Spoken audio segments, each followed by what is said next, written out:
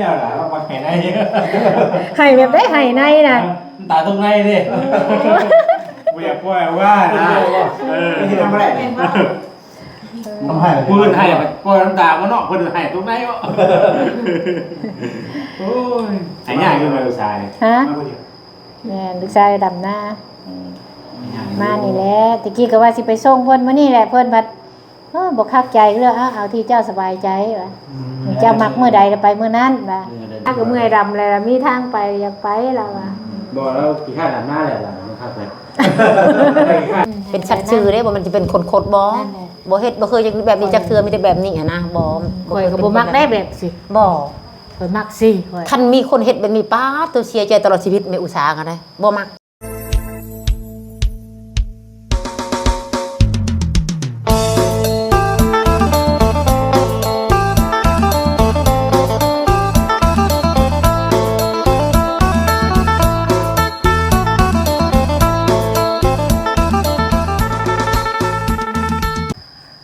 สบายดีเด้อสบายดีพี่น้อง FC เบิดสุขุสุคนเข้ากันคือเก่าคือเดิมพี่น้อง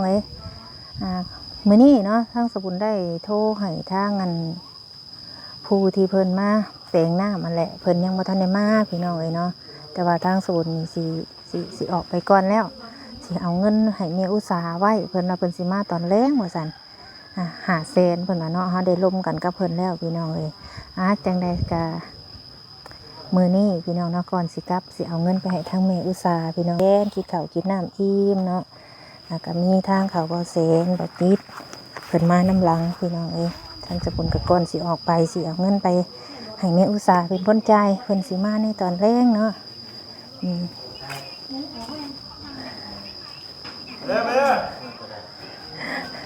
โอ้ยข่อยแล้วยกหนึ่งแล้วข่อยแล้วยกหนึ่งแล้ว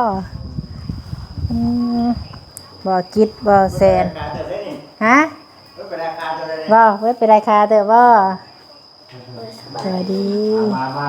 ป้าเด้อเอาสบายดีเด้อโดยสบายดี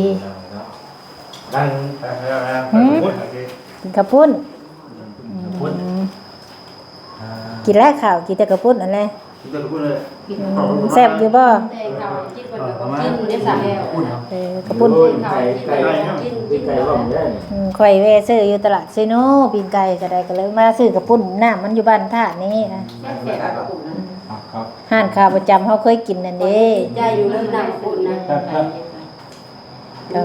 แซ่บอยู่มากัน3 คนเพิ่นมากินข้าวเพิ่นกินกระปุ้นน้ำกระปุ้นนั่นแล้วแหละเราไปซื้ออยู่บ้านท่านู่นนี่น้ำกระปุ้นแซ่บได้กินประจำแซ่บอยู่ว่าบ่สลีพอเป็นว่าเอาเดินตั้งแซ่บตั้งนัวนี่นะย่องแล้วก่อนแซ่บไม่กล้าไม่กินแน่นอนกินแล้วยังบ่ได้แซ่บตัวเจ้านี่บ่ยังไงดนเทื่อนึงได้เนาะ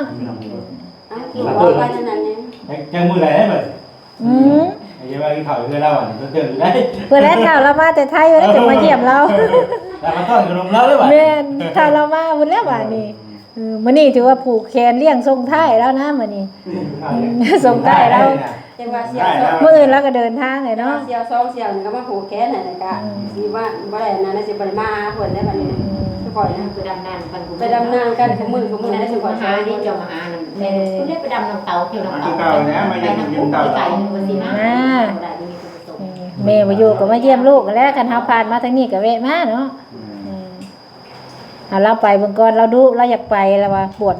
จ้อยๆอยู่แล้วว่าไปแล้วให้อยากมาพอแห้งเนาะที่ฟันที่ไปหายเนาะเอาบ่ได้นี่ข่อยก็ยังเคยให้เด้แม่อุตส่าห์รักให้ผู้เดียวได้รักให้ผู้เดียวน่าสิให้คนเดียวแล้วก็ให้ในแล้วน่ะให้ในให้ในแล้วล่ะเราปักให้ในให้แบบได้ให้ในน่ะตาตรงในดิกูอยากป่วยว่านะทำอะไรทำให้พูดให้ป่วยน้ำตามันเนาะคนอื่นให้ตรงไหนวะโอ้ยหายากอยู่มาลูกชายฮะ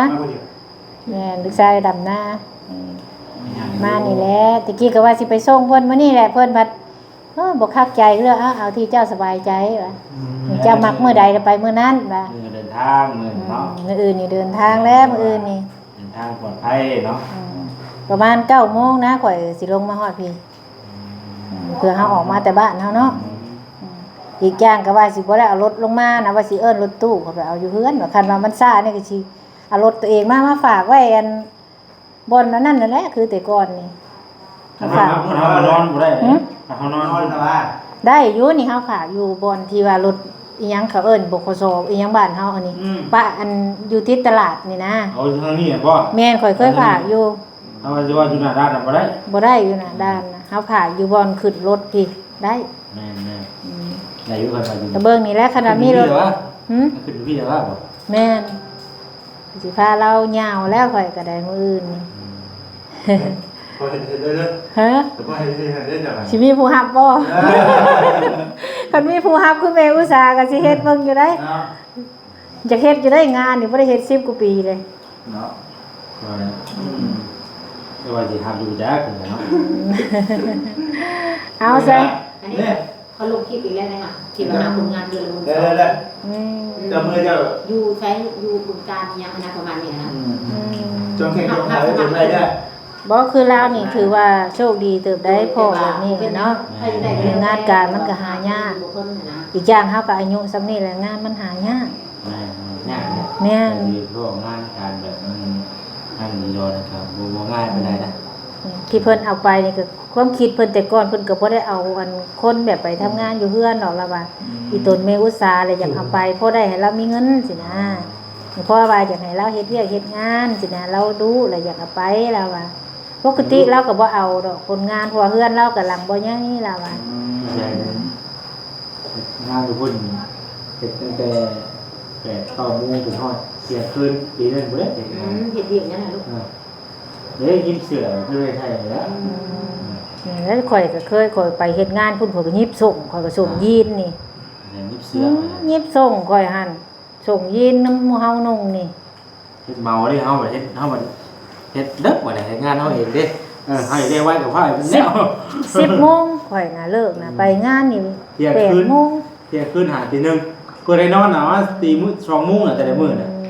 2 โมง เป็นได้ทำไข่ดำนาแล้วแหละกูมีหน้า ว่า7-8 โมงกัน เอาลูกกันยังว่าลูกทำไมแล้ว ก็ทุกคนแล้ว บ่ทันมีไผแล้วเดี๋ยวนี้คันว่าเบิดเดือนนี่เบิดเดือน8นี่จังถามเนาะเรื่องนั้นนะ คนน่ะก็ ว่าสิมาหาเจ้านะเดี๋ยวเราจะไปให้ป้าอะไรมา ปีกายนี่ไปดำหน้าข่อยจักมื้อปีกายนี่ซองเนาะ ตอนสาม ปีนี้เอาบ่ทันปีนี้แล้วอยากไปก่อน มาบ่เล่นเนาะ เป็นคนเนาะ ดำหน้าก็เมื่อยดำแล้วมีทางไปอยากไปแล้วอ่ะ บ่แล้วกี่ค่าดับหน้าแล้วล่ะนะครับไปกี่ค่าดับหน้าแล้วปีแรกก็ดับหน้าปุ๊บก่อนปีแล้วอ่ะค่าดับหน้า ตับหน้าบ่ น่าจะ เด้อ ผ่านเนาะ เอาสั่นให้เพิ่นกินอิ่มก่อนเฮาก็ได้ กินได้ อิ่มแล้ว กินกินเองแล้ว ยิ้มเลย สิไปใช้ต่อเจ้าล่ะบัดนี้ ใครแทนลูกวันนี้ บ้านดงกุ้ง ไปหาไว้โดมกับปุ้ง เป็นชาวเมีย5 กูสิไปนำเด้นี่ท่านี่เด้อมื้อเอามื้ออื่นนี่ก็สิข้ามสิไปต่างประเทศแล้วมื้ออื่นนี่ ได้ กินค่อยไปหาเมื่อนี้ไปดูน้ำกัน โอ้ เมื่อก่อนนับเป็นเมียน้อยกับเจ้า เอาสร้างว่า เขาไปไก่ดงกุ้ง โอ้ กินได้กินว่าเพื่อนหลังเนาะ ก็เคยเห็นอยู่เจ้าไม่ห้างอันนั่นโอ้เดี๋ยวสิไปนางโยมเพราะว่ามื้ออื่นข่อยสิไปต่างประเทศแล้วนะพอวันนี้ บอกไกลเด้อไปต่างประเทศ ประเทศไทยเนาะไปต่างประเทศแล้ว เด้อโชคดีได้ไหมเด้อ บ่ไปน้ำกันว่ามื้ออื่นนี่ ฮะ บ่มีไผอยากไปน้ำว่ามื้ออื่นนี่ ไปอยู่เนี่ย ถ้าตลาดนัดมือนี่เด้อ ในตลาดนัดยันว่าเราอยากไปต่างประเทศน้ำกันเนาะไม่อุตส่าห์ โอ้แต่ว่า กันหนาวกัน สำหรับสบหม้อนะสิไปน้ำอยุเพราะว่านี่ก็ทางบนที่เดือนก็สิไป บ้านเขาได้ ค่ะ สิบเบิดแต่ บ่าวสาลีก็สิไป บ้านเขาสิบเบิดแต่ ผู้นี้เพิ่นก็สิไปเลย ไปใช่ค่ะ ไปใช้น่ะไปทำงานนี่ แม่ ทำงานเดือ โอ้ น ย เห็นงานยังลูก ฟาร์มหมู มีแต่ผู้สิไปเฮาคือกันแล้วสิไปหางานก่อนแม่อุตส่าห์ไปอยู่นำแม่อุตส่าห์ เอาง่ายกันแล้ว ได้ไปเด้อได้ไปเด้อเอาว่าไงเด้อ ตะกี้โอเคจ้ะโอเคโดยโอเค การเด้อเด้อการสู้เนาะ ตั้งมุกตั้งใจเนาะได้ไปแล้วก็ได้เนาะ นะจังหวะกันเชื่อ โอเคเดี๋ยวสิเอาเงินให้เราไว้จ่ายค่าแปลงน้ำกัน ไม่นานก็เป็นแม่ โอเคโอเคเนาะเอาต้องมาเข้าด้วยทำอะไร พอดีเพิ่นว่าเพิ่นสิมาแปลงน้ำตอนแรกนะข่อยขี้ง้อท่า เอาขึ้นเอาเข้าไปไหว้ฉันเนาะ แล้วเขาไว้กันก็ได้แม่อุตสาห์บ่แซนเพิ่นออกไปแล้วบัดนี้แม่อุตสาห์เอ้ยอันคันว่าเขามาแปลงน้ำน่ะให้เจ้าเบิ่งเด้อเพิ่นเว้าแล้ว500,000ข่อยต่ออยู่แต่เพิ่นบ่รุด ได้5แสนเท่านั้นเนาะ แม่นเดี๋ยวข่อยสิโทรนำเพิ่นแหละคันว่ามันค่ำเพิ่นยังบ่มาเลยให้เจ้าโทรหาข่อย โดย สั่นให้เจ้าขี่รถจักรไปนำอยู่เฮือนนะโลดจักรล่ะว่าเฮือนเราน่ะ บ่ฮู้ถามเอา เฮือนเบาโก้ทางออก อันนี้ บ้ ถามไปมันแหละถามไปมันแหละ นั่น เพิ่ เอน ง เอาบ่ได้ก็บอก เพิ่นเว้าน่ะ500,000แล้วข่อยสิเอาเงิน500,000ให้เจ้าเพราะว่าข่อยบ่ฮู้เพิ่นสิมาตอนใดแล้วข่อยจะออกไปเรียกเด้อ โดยลูก เอาดีใจนำแล้วสิได้ไปเป็น ดีใจ สาว แล้ว ไทยเว้ย จังได๋ก็ หา ไป งานให้ข่อยนำเด้อ คนเมื่อได้ลูกกับลูกเต่า เพิ่นวันสิออกถ่ายโรงเรียน อ๋อ เอ้าข่อยก็ดีใจนำเจ้าที่ว่ามีผู้ใหญ่เพิ่นเมตตานะ โดยก็ดีใจให้แล้วแม่บุญเอ้ย จะได้มีงานแบบนี้เนาะสมมุติเฮาไปเนาะเฮามาเนาะสมมุติว่าคันเฮาคุยกับเพิ่น โดย เฮามาแล้วเฮาก็ไปเจ้าถือว่าคันเจ้าคือข่อยเว้าเนี่ยเฮาซื้อกินบ่เบิดครบกินบ่โดนอยู่ใส่คือกันความซื่อสัตย์นี่มาก่อน ว่าคันได้ไปสิบ่มีเอ็นเนาะบ่มีแล้วเอ็นลึบและเอ็นนี่ว่าเอ็นในรูปได้นี่บ่ได้เอ็นก็บ่นึกว่าเด้หั่นมันเป็นได้มันเป็นจอยได้ซะ คือกันนี่น่ะข่อย บ่เจ้ายังบ่ลึบหั่นนะเป็นเพราะแบบว่ายกใหม่หั่นเด้และเอ็นเส้นมันเนาะมันก็แบบนี้จะผ่ามันบางครั้งมันสิเป็นแนวนี้ก็ย่าเลยไปมันก็ ตั้งมุกตั้งใจเดี๋ยวมื้ออื่นก็มา บ่เป็นหยัง เอาเด้อเอาเงินให้เจ้าก่อน500,000เด้อแม่อุตสาห์เด้อ โดย หนึ่งอันนี้ให้เจ้าไปจ่ายเด้อย่าเอาไปจ่ายแนวอื่นน่ะบ่จุบเพิ่นข่อยบ่ได้ให้อีกเด้บาดนี้โอเคแล้วว่ะ เรื่องเป็นหนี้เป็นสินก็ย่าเนาะ ตัวยามันน่ะแล้วจังนั้นนี่ข่อยบ่ได้ให้มันเจ้าไปนั่น บ่ เด้ บ่ ข่อย บ่ ให้ เฮ็ดแม่บ่เคยเฮ็ดดอกไม้อุตสาห์บ่เฮ็ดดอกแบบนั้น เพราะว่าเราสิมาตอนแรกนี่ โดย คันยังบ่ได้แปลงนี่มันเพิ่นให้เจ้าได้บาดนี้ โดยบ่เป็นหยังแม่บุญบ่เป็น จำ สิ นว ว่าน เงิน500,000 โดย คือให้มา โดย แปลงก๊อกแล้วข่อยสิ โดย โทรบอก บ่เป็นห เรา ยังบ่เป็นได้แบบว่าอันใดก็อันนั้นน่ะนะ อืม เป็นชัดชื่อเด้บ่มันสิเป็นคนๆบ่ นั่นแหละ บ่เฮ็ดบ่เคยจังแบบนี้จักเทื่อมีแต่แบบนี้อะนะบ่ ข่อยก็บ่มักได้แบบสิ บ่ ข่อยมักสิข่อย คันมีคนเฮ็ดแบบนี้ป้าตัวเสียใจตลอดชีวิตแม่อุตสาหกันได้บ่มัก เจ้ามักบ่จะคนขี้ตัว บ่ นะ บ่มักได้ เฮาเจ็บเนี่ยจะเป็นรักเงินแม่เด้ออันนี้สิไว้แปลงน้ำให้จุม บ่ เจ้า บ่ให้เห็นได้ไผสิให้เห็นบ่ได้ปะแล้วปะไว้ในแม่อุตสาหเองใช้ในธงเองนี่ ไว้ ยาก ใส่ ยัง กูคักบ่เสื่องให้เสือหน่อยซะ บ่นี่เด้ แม่เด้อบ่แลแล้วสิมาเดี๋ยวข่อยโทรนำเราอีก คั คั น นว่าพังคันประมาณ3:00 นแรงหรือ4:00 นแรงเรามาให้เจ้าขี่รถออกไปหาเด้อคันว่าเพิ่นมาแปลงแล้วก็ให้เจ้าโทรบอก ถามเพิ่นหั่นแหละแบบถามคนบ้านนั้นอ่ะนะว่าเฮือนบ่โกอยู่ทางใดจังซั่นนะคนบ้านถาดนั่นแห คั ละ นเจ้าออกทางบ้านธาตุเจ้าเดียวทั้งเหนือนี่เจ้าเห็นรถมีรถโจ๊ะน้ำมีท่อชะไหลอยู่ เอ ทั้งเหนื อ อ แม่แล้ว เห็ เห็ น นแล้ว แล้วนะ เห็นแล้วตอ เห็น น บ่ นั้นเห็น3-4มื้อขึ้นหลังนั่นน่ะ นั่นแหละ 4-5มื้อขึ้นหลังไป นั่นแหละเฮือนแล้วนะ โอ้สิย่างเขาไปหาเพิ่นดอก แม่มันอยู่ จ ทั้ง รถ เหนือดอกแบบว่าเข้าไปเลยโทรอย่างราชล่าอยู่ โดย ให้เจ้าเบิ่งว่าอยู่ในโทรค่ะมันมีกาเสือแต่โทรมันสิทนทาน โดย แล้วก็เบิ่งว่าเวลาเพิ่นใส่ให้เบิ่งว่าเพิ่นใส่ให้เฮาจักทนหั่นนะ แบบว่าของแท้เนาะ แม่น ประมาณ เจ้า นั้น ถามเพิ่นแต่เจ้าเบิ่งโลดน้ำโทรนะในโทรมันสิมีหัวเสือนมันสิเป็นของไทย โดย คันของเวียดล่ะมันบางเลยย่อขึ้นมันแตกราบโลด แม่นก็บ่มันคือเก่าเนาะ แม่น ได้เสียเงินละล่ะวะ แม่นมันเสียเงินเอาตามนี่แหละเอาเงินมาให้อีกแบบนี้นะอืม สิ่งทุกอย่างเนาะ เมื่อยบ่จะมี อืม จะมั่มอย่าดื้อเด้ออยู่บ้านเด้อเมบัดเมไปหาเงิน บ่ดื้อแล้วนี่ ด้ เป็นคนดีบ่อันนี้เป็นคนดีเด้อนี่เด้อ เป็นคนฮู้ผู้ดีได้เป็นคนบ่ฮู้ให้บุญกายบ่มา บ่ หาได้ บ่มีไผดอกแบบว่าอีตนหันนะขี้ดื้อเด้บ่มีพี่ต้นได้ แนวมันแล้ว เป็นคนเป็นผู้บ่ดีเด้อโอ้ไผอีต้นโอ้ยอีต้นเด้จังล่ะวะ คนขี้ข้านหนึงไปก็บ่อีตนด้วยเราขี้ข้าน บ่ได้อีต้นแล้วเพราะว่ามันนอนเด้ อืม นอนแล้วมันจะกินได้มันนี่คนขี้ขานเนาะ และบ่มีเดี๋ยวไปข้าวคอหั่นน่ะฉันมันเป็นไปบ่ได้ คือเฮาไปเฮ็ดเวียก ต้องสู้ชนไปให้แล้วแม่บุญเอ้ยแต่ผ่านมาเห็นแล้วบ่เลี้ยงลูกจนกระเท่าใหญ่แต่บ่มีไผมาสัมผัสครั้งแรกอะเด้แต่ในชีวิตเด้อเด้หากันมาประมาณ 3-4 ปีนี้เนาะแต่วางหันเด็กน้อยนิดหน่อยเด้เลี้ยงเองหมด3คน เมือนตาอ้าปากได้ ผัวก็บ่เป็นตาสแตกผัวนั่น เราอยู่ใช้ซะเดี๋ยวนี้ ผัวแท้นั่น พ่อเขาแท้ๆนี่ ปะกันปะแล้วก็ไปเอาอีตุ๊กบ่ได้หั่นเอาอีตุ๊กนี่เด้อีตุ๊กอันนี้เด้ โอ้ อีตุ๊กทางนี้นะนี่นะที่ว่าผู้ใหญ่เพิ่นช่วยเหลือเด้ เดี๋ยวนี้เรา และ อยู่ใช้ เดี๋ยวนี้หันแบบว่าอีตุกกับพัวเก่าคนนี่เนาะพอชุมนี้เนาะเอาอีตุกแล้วอยู่กับอีตุกแล้วอีตุกกับพอชุมนี้หันพร้อมก็ไปหารักนั่นเหตุผลแล้วอยู่ในคุกเลยนี่หันแล้ววิทย์แล้ววิทย์เมอุชาแล้วเมอุชาได้ปะกันแล้วแล้วไปเอา บางแล้ว วิทย์บางแล้วแล้วไปเอาเมียใหม่เอาอีตุกคนนี้เอานั่งตุกคนนี้แม่บอกโชคนะ เฮาวิทย์กัน มันวิทย์แล้วก็ยาเขาเรื่องของเขาแล้วเราให้ฟังนะให้ฮู้นะ เรานั้นมีชื่อตอนนี้เราอยู่ ตอนนี้ยังอยู่ในคุกอยู่และแม่บอกโชคมันเอาพัวใหม่แล้วเหตุผลมันเป็นแบบ เรา นั้น เราบ่ได้ออกมาบ่ซะ บ่แล้วเอาในใช้4 ปี 5 ปีนี่เด้เขาก็ทุกข์ยากค่ะนะก็อยู่ไปแล้วเจ้าทำเจ้าเองเด้ในนั้นเหตุผลมันยามันวิทย์เลยเด้วิทย์แต่ไม่อุตส่าห์เลยเด้ เฮ็ดดีได้ดีเฮ็ดบ่ดี โดย ได้บ่ดี พ่อมันไปหารักแล้วเขาบ่เอาอีตุกนั่งตุกบ่เอาแต่ผัวเด้บัดนี้บ่ได้เอาเมียกันเอาเมียไปกันลูกไผสิเบิ่งอะนะเขาบอกโชคเด้ไผสิเบิ่งยาแล้วแต่เขาผู้เมียเขาเด้แม่อุตส่าห์บ่มีแล้ว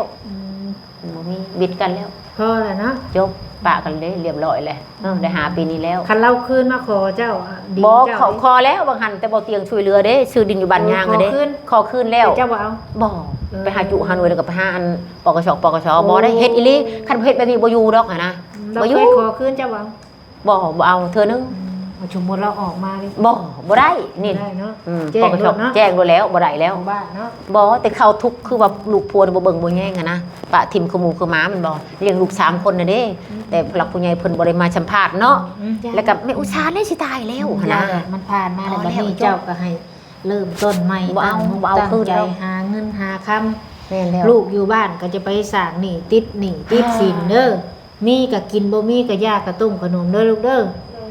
แม่เจ้าลำบากหาเงิน ลำบากแล้ว หาค่ำอย่าไปว่าโอ้ยแม่คอย อันนี้ก็เพื่อหยังเพื่อลูกเนาะ ตั้งแม่คอยไปหาเงินคอยไปหาติดหนี้ก่อนบ่เอาเด้เดี๋ยวน่ะจนให้เฒ่าแก่เพิ่นก็บ่มักเด้แนวน่ะ แล้วก็เฮือนซ่านอีกมันบ่ แม่ เสียค่าพื้นค่าไฟอีก ผู้ใหญ่ เสียค่าติดอันนี้อีกนี่ติดอันนี้ยังบ่แล้วนี่เป็นหนี้นี่ยังบ่แล้วนี่แม่บุญเอ้ย ดาวเขาบ่ ดาวเขา เท่าได้ดาว โอ้มันก็ล้าน7แล้ว จ่ายไปเท่าไหร่แล้วนี่ จ่ายเลย500,000แล้วแล้วยังเท่าไหร่อยู่บ้านยังล้าน2เดี๋ยวนี้นั่น ถ้าเอาเป็นเดือนบ่ เอาเป็นเดือนละแสนปัด เออ 3เดือน ไปรู้จ้ะ เอาเดือนละแสน อืม นี่3เดือนนี่แล้วยังบ่ได้มีหายนะ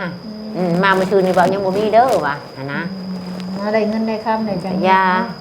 จังได๋กันน้ำเพิ่นเบิดน่ะน้ำผู้อยู่ในเฮือนนี่แหละจังได๋ก็เราเข้าใจเด้ จะไปสร้างหนี้สร้างสินได้ผู้นี้บอกแล้วดีๆได้ผู้อยู่นำก็ได้ บ่เราบ่เคยเฮ็ดหยังได้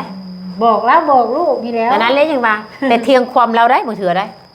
มันเป็นอันนั้น อย่าไปเถียงความเพิ่น เอ เล อย บ่เฮ็ดแล้วดูเอ้ยล้างถ้วยเท่านั้นเองมีหยั ซ ง อยกันอยู่เพื่อน แล้วเราก็นึ่งเขานี่เฮ็ดกินชูกินนี่หะเด้แล้วก็ซักเสื้อผ้าตัวเองให้มันสะอาด เราก็เป็นทั้งหมอทั้งพ่อทั้ง และ แม่ แล้วก็สะบัด แค่ สะบัดแล้วก็จังสิตากอันนั้นอันนี้ก็ได้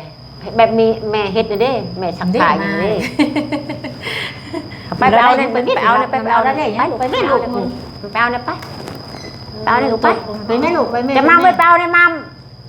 มันยังอะไรมัม มักข้าวบ่ไปลูกไปอย่าเว้าหยัง ไปลูก เราหากลับมา